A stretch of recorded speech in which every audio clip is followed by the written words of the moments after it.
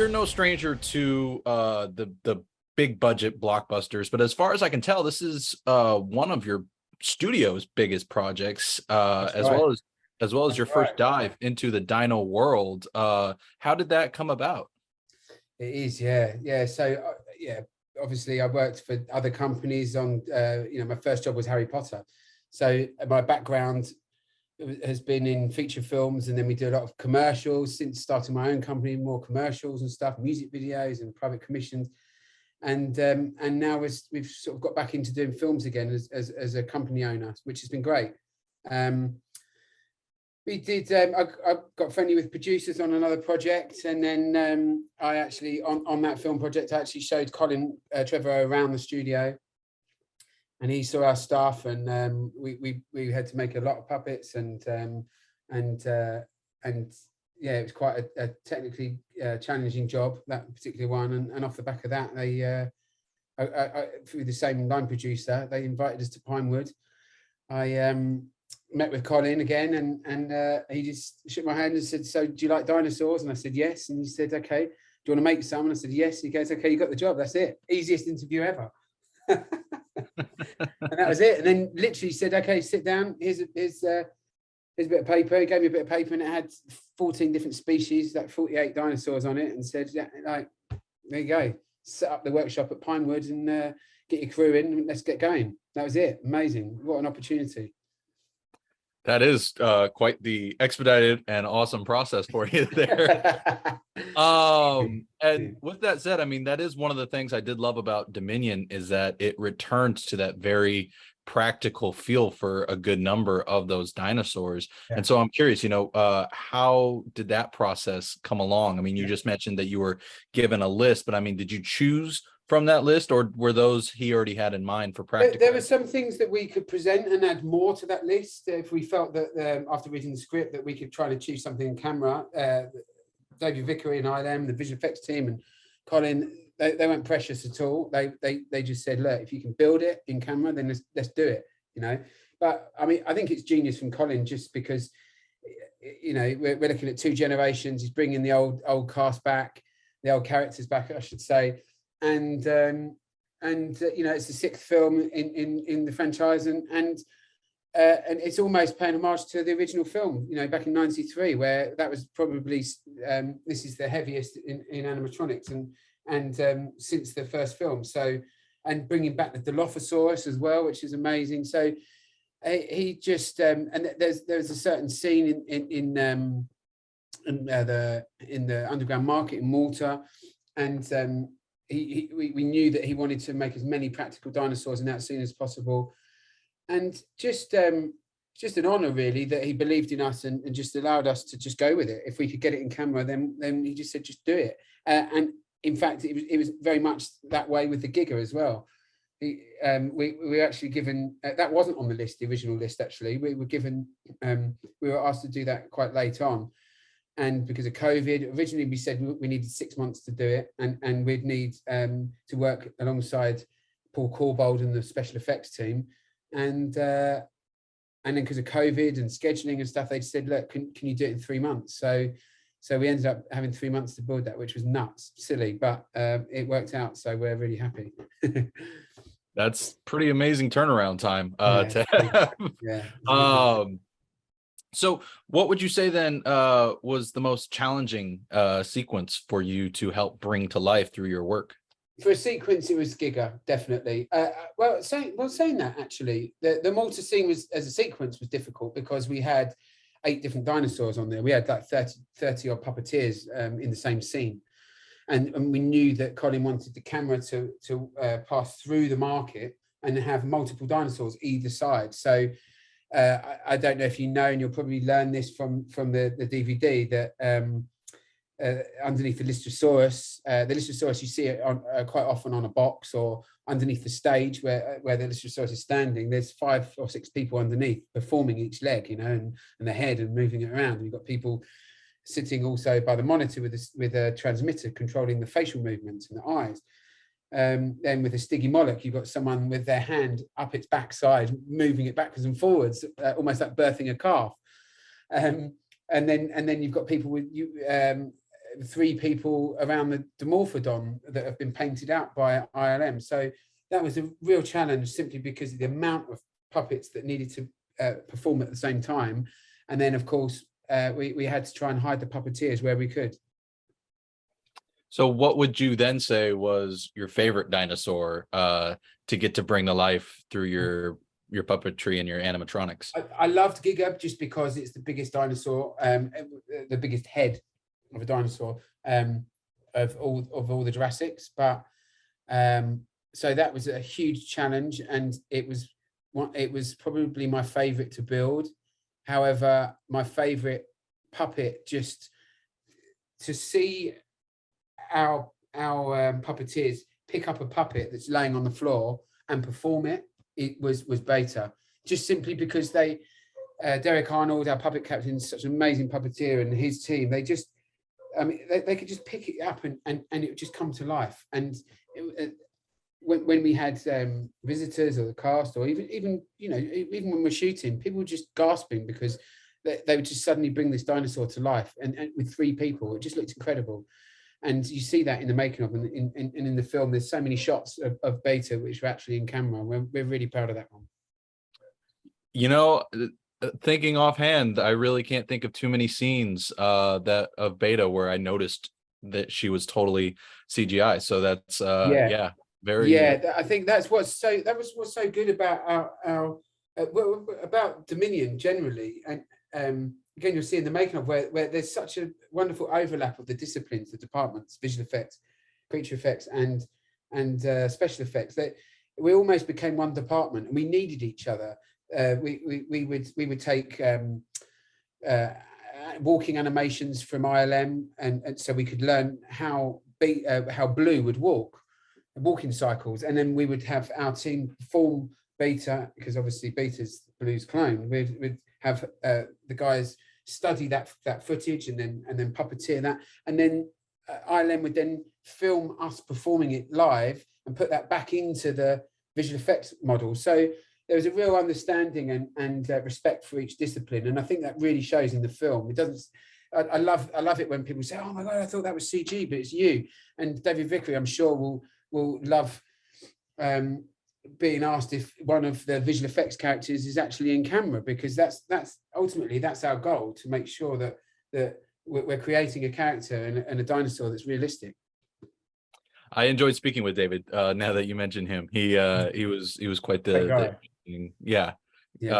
gave me plenty of behind the scenes stuff that I loved as much as yourself so far. And so coming into this then, as what's supposed to essentially be the finale for the Jurassic franchise, I mean, what did that feel like for you from the visuals, or from the puppetry side of things? Sure. I mean, to be honest, this is the film that made literally everybody in my crew get into creature effects, and that's exactly why we got into it. Looking at Stan Winston's work and Neil Scanlon, just like masters of their crafts, and to be given the baton and to be asked to continue, and also just knowing that it's a new generation. The 2 generations meeting, and sort of homage to the original film, and exactly what Colin wanted to do with it, and the amount of in-camera puppets and stuff. It's just an honor to be given that opportunity, and for them to believe in us. Like you say, we haven't done that many films as a company. Myself, I have, and all my crew work on all the biggest films. A lot of them did the last Jurassics and stuff, but as a collective, we haven't worked on a project of this scale, and we pulled it off, and we're really, really proud of that. Well, you have every right to be, because yes, you all did a phenomenal job on this film. Given that you all had that, or many of you had that personal connection to the original Jurassic, I'm curious, what was it like? I can never remember the name of it, but the dinosaur that spits the blinding stuff. Yes. Yeah. What was it like getting to help bring that back to the screen? That was probably the one, other than the Giga, that was probably the biggest challenge, because we had to, of course, we have Steve the paleontologist and Colin and everybody to try and get an understanding of exactly what they wanted, what would be as real as possible with this dinosaur. But the problem is there wasn't any archives or any footage. We had old DVDs of Jurassic and making ofs and stuff, but the pictures were so bad. And that's what's, I mean, look, if we had the DVD that we have now with the 4K and everything else, just in the making of all this lovely material, it'd be incredible.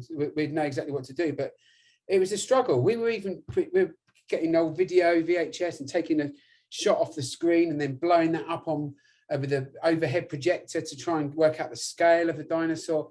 It's really tricky. But then, of course, going into the technology side of things, the technology nowadays allows us to create whatever we want. I mean, we've got 3D printing, we've got CNC robot cutters and everything. But what we didn't want to do was create a dinosaur that's so advanced because of technology that it actually strays away from what everybody knows, the character that everyone knows, which was this amazing. The Dilophosaurus is one of the best characters around, you know, with the frill and the spitting and stuff. And what we learned was actually that it was supposed to walk in the original film. But what we learned from some of the stills was that where we saw someone with a backpack and the Dilophosaurus on top, was that it was obviously too heavy and they couldn't actually get it to walk. But Colin really wanted us to try and achieve a walk on this film. So we actually created a walking rig, which took 12 people in this sort of car that went underneath the set, and they were walking like this. And you're seeing the making of it, it's nuts. And it didn't, unfortunately, it didn't make it into the film because of the logistics and the timing of you know, having to film everything, all the scenes that so quickly because of COVID and stuff. But when you see it in the making of it, it does look really good. And we actually pulled it off, so we're really proud of that. And we were true. I felt we were true to the original character from the original film. So since you mentioned seeing things on the DVD that we might not have seen originally, obviously the Blu-ray comes with the extended edition of the film. I have yet to personally watch the extended edition. I've still only seen the theatrical, but I'm curious, you know, what all can we look forward to seeing from your side of things in the extended edition? Nothing. I don't think there's nothing in there of ours, but that doesn't matter. There's so many dinosaurs. There's fan favorites as well. It's heavy. I mean, there's lots of stuff in there, and like I say, we're not precious. We don't mind that. Like I'm just so happy to have created so much in this film.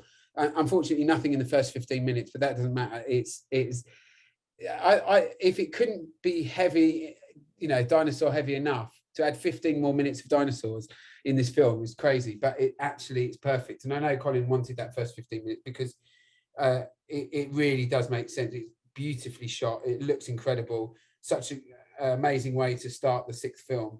And yeah, just some brilliant stuff on the making of as well, which is we're really proud of. You get to see a walk around of the creature shop and how we built the Giga and like we say, the overlap of all the disciplines and the departments. So yeah, just incredible.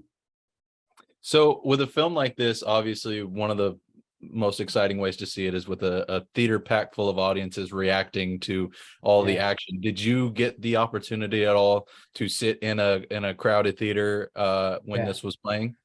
Yeah, we went to the premiere here and in LA actually, which was really good. So we heard all the screams, we heard the gasps, and then my team cheered for our studio credit as well, which I'm really proud of as well, which was great. So no, it was really good to see it that way, and to watch it with in London as well with all the crew. Just amazing to, you know, just to see our work on the big screen and yeah, just be really proud of it. Now, audiences have remained generally favorable on this one. Obviously, critic opinion has been divisive over the whole Jurassic World trilogy. What is that like for you, seeing that variety of opinions for these latter few films? I don't mind really. To be honest, I only care what my daughter thinks and my you know, and kids, and I don't think these films are for certain. I'm not even going to name certain critics, but I mean, what a tough job to do anyway. You look at you could always look and say, oh well, Steven Spielberg and Jurassic Park, just one of the best films ever written, one of the best films ever made, best films ever shot. They used the best animatronics team ever. ILM, you know, you could just go on forever, just, you know, criticizing the next 5 films that come out. But what an achievement from Lost World all the way through to Dominion. You know, that amazing work from Stan Winston and from our side, as you know, from Stan Winston and Neil Scanlon, and then you've got ILM, and just the development of characters as well. You see all the velociraptors changing over time. Of course, you know, you have velociraptors with red eyes in one film, and you have velociraptors with blue eyes in another film. And the velociraptors in the first film were evil and angry, and they're horrible characters. And suddenly you've got like a fan favorite, lovable character like Blue. And so you're always going to get people that are going to critique that and have a problem with that. So I don't care. Like Jurassic is about, you know, man versus dinosaur, of course, and then it's about like loving dinosaurs and just having that many dinosaurs on screen. And Jurassic and Dominion doesn't disappoint. I mean, it's just full of, it's an explosion. Like from, you look at the original film, you don't see a dinosaur for an hour. This film, you start off with a mosasaurus in a boat, like within the first 10 seconds. So, you know, you're going to have people that like that, and you're going to have people that don't like that. I don't care.